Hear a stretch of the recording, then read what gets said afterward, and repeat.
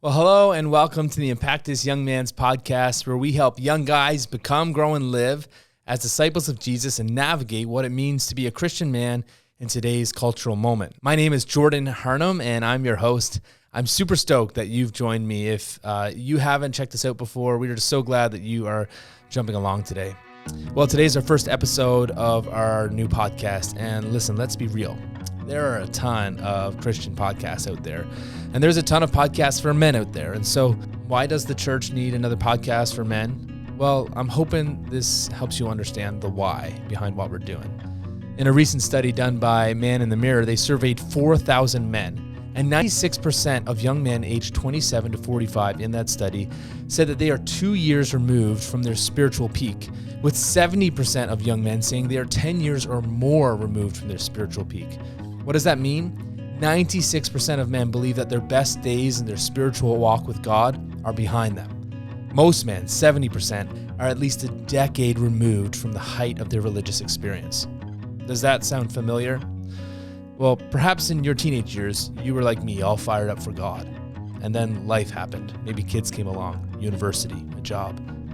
And things aren't quite the same. Another study by Barna says that in the U.S., though men under the age of 35 make up 50% of the male population, only 20% of attenders in church are under 35. What does that mean? 47% of male church attenders are 55 and older. But this isn't just about church attendance. Young men on a whole are struggling significantly with mental health issues and wrestling with identity and vocation and calling. Young men are becoming de-churched, deconstructed, and defeated. But you don't need studies to show you that this is happening, do you? I mean, look at some of the men around you. But don't get me wrong, I am not someone who believes everything is doom and gloom. I'm not one of those guys that believes masculinity on a whole is in some sort of a crisis or going down the drain. It may be changing, but I also believe there is promise. I believe there's renewal for the church and for Christian leaders, and especially men, on the horizon. You know, this topic is important to me because I feel I wasn't far from becoming one of those statistics, and I grew up in a Christian family, and my teenage years were marked by riding the highs of spiritual experiences. In regards to youth group and mission trips, Bible college, and even becoming a pastor, I did it all. However, at times when it came to being a godly man, there was some confusion. I had incredible spiritual experiences with God, only to struggle privately to maintain any sort of ongoing spiritual disciplines. There were many men with whom I looked up to and trusted and had great mentor relationships with, but at the same time, I watched many notable authors and speakers and pastors I admired who had fallen to their vices and committed horrific acts of sexual assault on women in their churches. I grew in my convictions of what I believe the Bible said, yet at the same time grew increasingly afraid of the mob of relativism or culture that says, well, you can't know anything for sure. I've had a tremendous relationship with my father, but yet at the same time watched many of my friends navigate father wounds and feeling disconnected from their dads and becoming a dad. I am so excited to be a part of a marriage that's life-giving and fulfilling. At the same time, I'm aware that stats say that 50% of my married friends will become divorced? I've seen masculinity be defined by things like aggression, machismo, flannel, hunting, and bacon. There are times, to be honest, I feel a little disconnected from some of those stereotypes. At the same time, I feel disconnected from some of the stereotypes that culture says a man must be. In recent years, I've been attracted to voices and platforms that tell me to take responsibility for myself, to man up and be strong. But at the same time, I find freedom in submission and weakness before God. I feel a tension. I feel I'm on the road to truth, avoiding two ditches. And many of the guys I know and interact with and mentor and have led feel the same. But ultimately, I believe deep down, Christian men want to follow God. They want to make a difference. We want to be confident of what we know, but also be loving and teachable. We want to excel in our careers, but not neglect our families. We want to embrace our masculine instincts, but not overindulge them or be forced to fit a mold that just isn't biblical. We want to lead, but not to domineer. Ultimately, we want to be the man that God has designed us and is calling us to be. And sometimes this leaves guys feeling as though they're in a fog, looking for true north. And so if this podcast can help young guys navigate the fog, stay out of the ditches on either side on their way to truth, and point them towards true north, who is the person of Jesus, then that would be a win. And so here's what you can expect on this podcast. We will try our very best to release an episode every month. And every so often, I'll be joined by my co-host, Andrew Wood, who is a great friend of mine. Together, we'll discuss marriage, grief, money, sex, hobbies, and more, all with the lens of helping you grow into the man that God desires you to be. Other times, I'll be joined by experts in their field or interesting guests with great stories and testimonies that will encourage you in your faith. We'd love for you to join us along on the journey, and we pray it's a blessing to you and the young man in your life. Please subscribe, like, and share. That would be fantastic. In the remainder of this episode, you're going to hear a conversation between Andrew and I around some of these topics. But before that, I want to thank Deeks Insurance, as they are a premier sponsor for our upcoming conferences, and they're a sponsor for today's episode.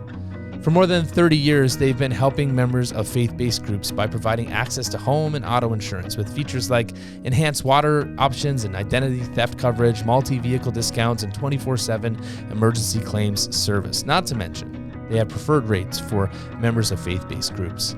I love their tagline, which says, "Family matters." Well, without any more details and enough of my voice, here is my conversation with Andrew. Let's jump right in.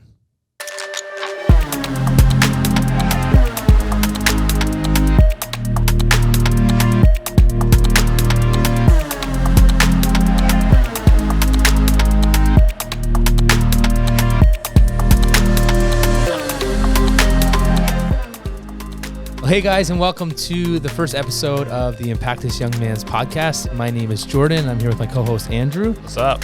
And this is the first episode, Andrew, of our platform officially as our own Impactus Young Man's podcast. Go. We made it. We made it.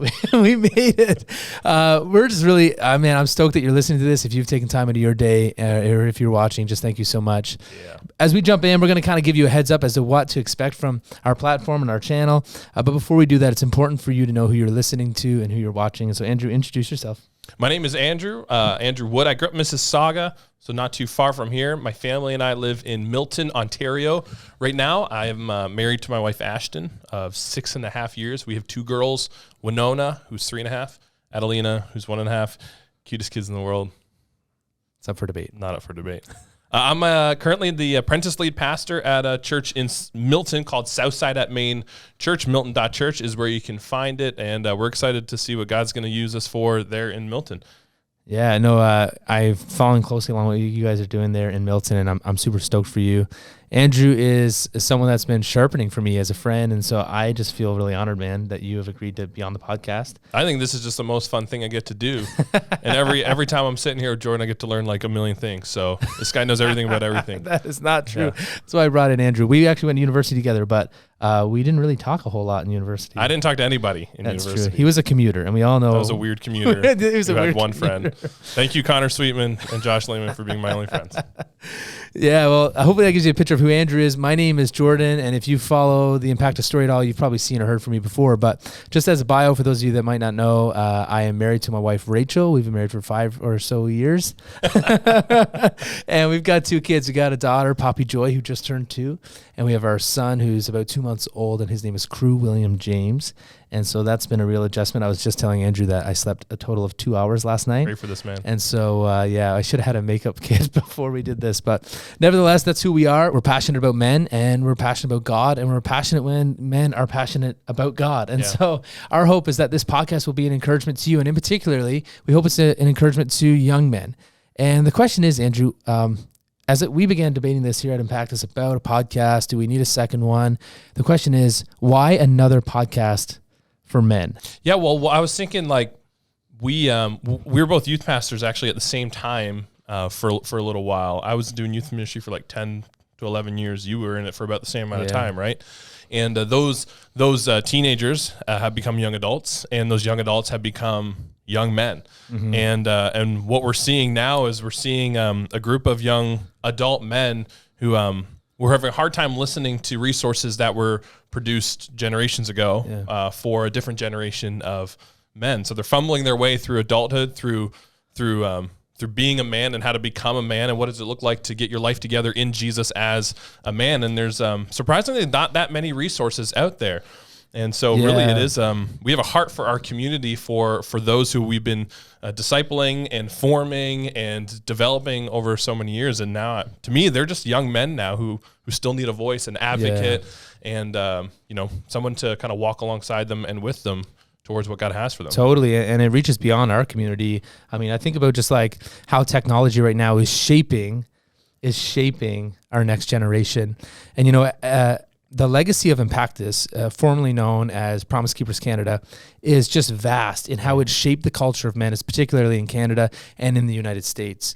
For years, we would have stadiums filled with men that were worshiping God and eager to be there. But if you take a look at our churches right now, studies would say, and even just looking around us in our context, young men are just not showing up to church. They're a little more apathetic. And of course, this is some generalizations, but on a whole, it seems as though men are just not as passionate about the gospel, about Jesus, or really about spirituality as a whole. And so for us, it's a way to really encourage the next generation. But also, if you're an older man and you're listening to this, and you can classify yourself however you wish around that. But this is hopefully will be helpful to you in understanding how the younger generation is thinking and how guys like us are trying to lead their families in this current cultural moment. And so it's our hope that this podcast can do that, can continue to reach people as Promise Keepers Canada has for years and years and years, and really help young men navigate this cultural moment. And, Andrew, you and I have talked a lot about this, about the temptation to jump from one extreme to the other, to overcorrect and go from kind of one ditch to another. I like to use a saying. I don't know where it came from, so if you made it up, you can write me and we'll just add you in the comments or something. But it's on the road to truth, there's a ditch on either side. And I feel as though men right now, especially young men, are feeling caught between two ditches. Yeah. And maybe the way things were done in the past, or maybe some of the views that they were held for so long aren't answering the questions they have. But the other alternative of just maybe, dare I say, drinking the Kool-Aid of what culture provides or what social media says they have to believe also isn't convincing. And so they're looking for a third way. Yeah. And so our hope on the podcast is to maybe talk about that third way, to talk about that path in the middle to truth, and try and stay out of the ditches. Yeah, as we try to stay out of the ditch ourselves. The thing is, actually I heard a quote recently by a guy named Tyler Staton, and he said that the loudest people in the church are, if the church is a swimming pool, most amount of noise comes from the shallow end. And in this analogy, it's like, it feels like the most amount of noise comes from the ditches. And I think the majority of us, I think even the people who are stuck in the ditches, the majority of us are trying to find our way on the path. And the ditches, they can be really loud and they can be really enticing. And what we end up doing, especially as men, is we end up kind of just like following the next trend or falling into that ditch because there was a bunch of people there saying, hey, dive on in here. And then we feel just as unfilled as we were on the other side of the road, And so what we really are trying to find our way through is life and masculinity in God, and while avoiding the pitfalls on either side of it. That can be really difficult to avoid because there's a lot of noise coming from there. You know what I mean? Totally. I think you nailed it. And just to be clear, I'll use a picture that came to my mind as you were speaking. I grew up in a small town in Newfoundland called South Brook, and that's because there was a brook that traveled south through the community. And anyway, we would go swimming, and the current was quite strong sometime. And I remember one time, actually, I got caught in the current was going down this river. And I remember just like feeling completely at the will of the river, until I eventually just grabbed onto this rock and kind of anchored myself to it. And I feel like for many men, and of course young men in particular, and I know this is a generalization, but many men feel as though if they just leave themselves to be as is, and they don't swim or they don't work or they don't think for themselves, it's easy to just get caught up into what the greater culture, the greater moment says that they should believe. Yeah. And I think about all the culture wars that are going on, all the maybe controversial topics and all the things we're told that of ways we have to believe. I think I'm seeing right now men desiring to just stop, pause, anchor themselves in God's word and say, what does the Bible say about this, to the best of our ability of understanding? And I just don't want to get caught up and go right downstream. I want to just anchor myself to something stronger that I can hang on to. And so our hope is that this podcast can be that middle lane, can be that rock that you can hang on to. Yeah. And so that's our hope. Well, hey guys, on this podcast, we want to talk about some of the primary issues that are plaguing younger men in particular. And today we're going to show you some stuff from this guide. It's a Barna guide that they put out on how to engage men in the church today and what's connecting with men and what's not. And so we're going to use that as a guide today, and we're going to springboard off that for future conversations here on the Young Man's podcast.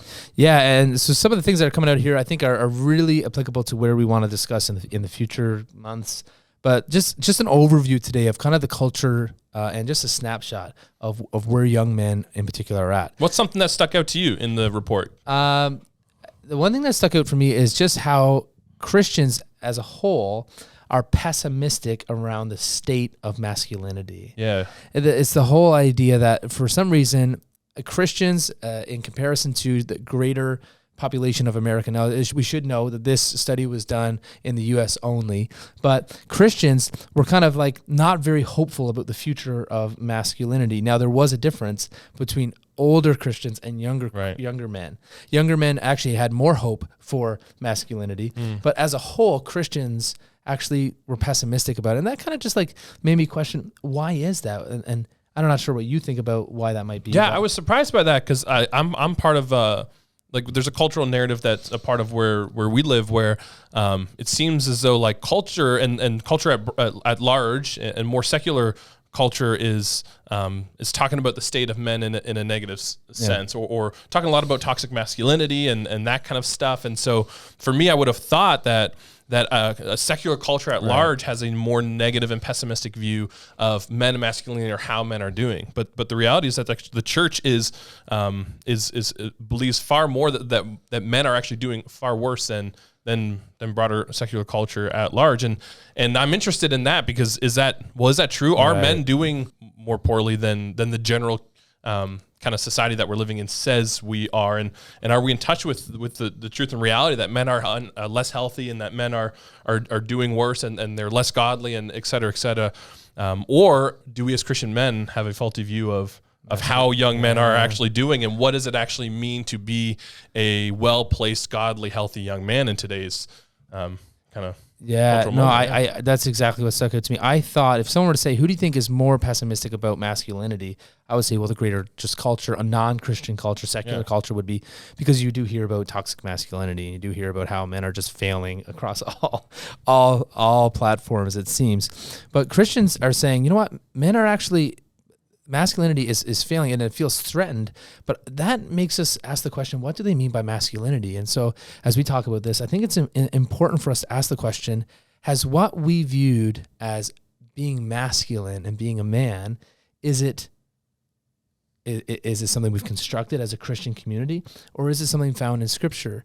You know, oftentimes when we think about masculinity, I know our generation is sort of a little bit resistant sometimes to those spaces and those messaging that are like super hyper masculine. Like we got to have bacon, and we've got to like, I heard set stuff on fire. And yeah, exactly. And I think our generation actually is kind of resistant towards that. A little bit, yeah. And I think if that's our picture of masculinity, if that's what we feel godly masculinity is, of just this hyper macho bravado, then it would make sense for the church to feel as though it's under threat or changing or maybe not as what it was, because that's not where people are headed right now. Even our generation's just saying we don't really care for that as much. Yeah, it's like that's somewhat true. And there's an organization that was connected to a movement that I was a part of before, and it kind of swept through some of the churches called Fight Club. And it was like recapturing masculinity and manliness. And I showed up to one of their introductory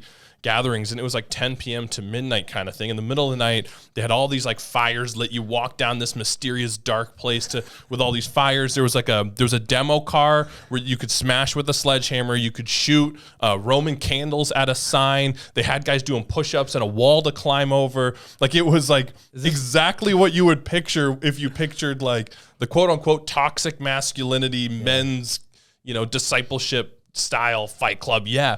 And so I kind of was like, this. I was an outsider. I was a Canadian. It was in a U.S. setting, and so I was kind of like, this is a little odd, and it feels a little bit like try-hardy, and seems like these guys are like not really in touch with who they are, and they're trying. It's like the bravado thing.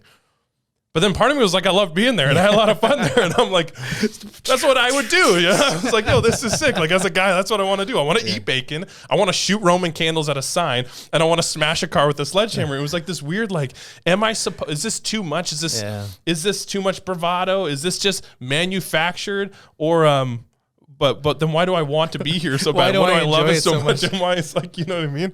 It was a weird tension that I was feeling. And I think that's the tension. Yeah. Like that's the tension we're talking about. That's right? the ditches, right? Yeah. Yeah, that's the ditches. I think as we talk about staying out of one ditch and the other, sometimes there's always the danger of overcorrection. So we say, you know what, we don't want to be hyper masculine or bravado. We don't want to have toxic masculinity by no means. But the other alternative is just leaning away from things that stereotypically would have been understood as masculine, which I think we have to be careful of as well, because there is space for bacon and there is space for so much men's space events. for bacon. It's just navigating, and our desire is, God, help us know what's going to reach the next generation. So if your view is only that of masculinity, if your view is only bravado and hyper masculine and being a man's man, then I can understand why someone might think that it's not a hopeful future for masculinity. Yeah. But if your view of masculinity is things like the fruit of the Spirit and the way of Jesus, the Sermon on the Mount, then I think there's so much hope for masculinity, because I'm seeing a new generation of people rising up in that way, which just gets me so fired up. Isn't it so cool? Like as you're saying that, like I'm seeing young adult men, like guys in their early 20s, like actually know how to connect with Jesus and their emotions and how to worship God and be present with God and abide in Christ and like actually like express themselves and their faith, like verbally and bodily in like a way that like, like we wouldn't, you know, like, and our parents like, so, you know, kind of previous generations, a little more stiff and a little bit more uncomfortable in certain settings like that. But at the same time, like they also want to go hunt and they want to go sleep in the woods for like 3 days and they want to go, you know, hammock on the escarpment for a whole week long. And they want, you know what I mean? Like it's totally, there is hope there because there's guys who are getting in touch with who they are and who they are in God. And they're finding their security and their confidence and their identity first and foremost in God, and then letting the things that naturally are of interest to them and connect with them just be a part of their life freely without having to do them in order to prove some sort of identity. Exactly. Like they're confident who they are and they know who they are in God, right? Exactly. And it goes both ways. Yeah. I love that. Another thing that I found interesting from this study was just the truth that guys are lonely and overwhelmed, man. Yeah. Is that your experience, like when you work with men? Yeah, that is totally my experience. And I don't quite understand it because I've personally not gone through a season of that. And that's just, I think, been the grace of God and keeping me connected to the local body of Christ. And I was serving as like a youth leader and youth pastor since like 18. And so I was always connected to people my age, and I was serving alongside people in my age group and my generation, particularly men. But what I can see for a lot of friends, a lot of peers, a lot of guys I'm meeting today in their 30s who like are my age, but they had a very different 20s are terribly lonely. They're overwhelmed by the weight of life. They're overwhelmed by the weight of a family. They're overwhelmed by the weight of like social responsibility as well as personal responsibility. But they don't have like those strong foundational friends and peers. And then they also like they're detached from mentors, like those who have gone before them, you know, they're detached from people who kind of have been there, who are actually a friend to them and care about them and love them and know them, but are walking with them and in front of them, I guess, in the season that they're in. Yeah. So guys feel alone. They feel like they have to carry so much, and they feel like they have to carry it on their own. And the studies are just coming out in full blast right now around social media and how we've never been more connected, but never been more isolated at the same time. I think the jury's still out on how that have truly affected a generation of just teenagers in general. But my observation, especially that overwhelm piece, is there just seems to be people feeling tired and weary. There's a reason why one of the most read books, I'm pretty sure, of our generation was The Ruthless Elimination of Hurry. Right. Because people are just desperate for reprieve and pause and presence. And so, man, when I think about the men, you know, they're not hopeful about masculinity. It seems they're lonely, they're overwhelmed. This is why we do a podcast like this, because we want to say, hey, there is hope for men. You don't need to be alone. You don't need to be overwhelmed. And many other things, like, for example, I just think about the whole identity piece. And this talks about clearly how career and identity is such a unique part of a man's life. Yeah. And how nowadays, the first thing a man does is introduces himself with his name and then inserts what he does it's like the next question. Right. What's your name? What do you do for a living? Men they're living in a fog of who they are, where their identity comes from. And I think many of us are just trying to say, where do I belong? And so that identity piece, I don't know, man, if you've experienced that, but I find how amazing it is that men have a hard time separating their conversations from their work. Yeah. Like, okay, don't tell me about your work. Tell me about what's going on in you, not around you. And particularly their title at work, their position in the social hierarchy at work, and the reason why they're not one position above you. Do you meet men? I meet them all the time, and if they're not the director, they'll tell you when they're going to be in, or there's a reason why, or it's like really quick to say, well, I'm a junior associate, but I'm on my path to this. Like it's really the title and the position in the social hierarchy in our workplace is such a strong identifier for us. So what do you think about that, Andrew, when you think about identity? Like, why do guys cling to kind of titles given to them by man or given to them by workplace? Why is that? Why do you think they're so eager to communicate that? I was telling a group of students this actually the other day. We're asking the question, what are you thankful for? Thanksgiving's coming up, and so we're asking that question, and I actually felt like I went through a season recently where kind of my orbit and my primary orbit was changed by like 90%. Like it was like, this is where I surround. This is the people that told me who my identity was, and these are the people I served with, and these are the people that I worshiped with, and the people I worked with. Like, and then I was kind of removed from that, and I found myself in a season of like who am I, and am I loved for who I am or for what I do? And it was the first time in my adult life, because I've been working my whole adult life, and particularly in the ministry, and particularly with this community of people, where I had to ask the question, like, am I loved as Andrew? Like, does Andrew and who I am, and is my identity like beyond, or does it transcend my role, my job, the things I do for people? And that took a while. And I'm living in a season of grace right now where I actually feel like I've been more affirmed in who I am than what I do or what I can do for people. Whereas I maybe didn't feel that in my early 20s. And maybe that just comes with the season. It comes with growing up and stuff like that. But I feel like a lot of men are still asking that question, and young men are asking that question. Like we have this drive to build something and to be known for what we're capable of, which is I think a good God-given drive. But then we reach points where we ask, like, are we?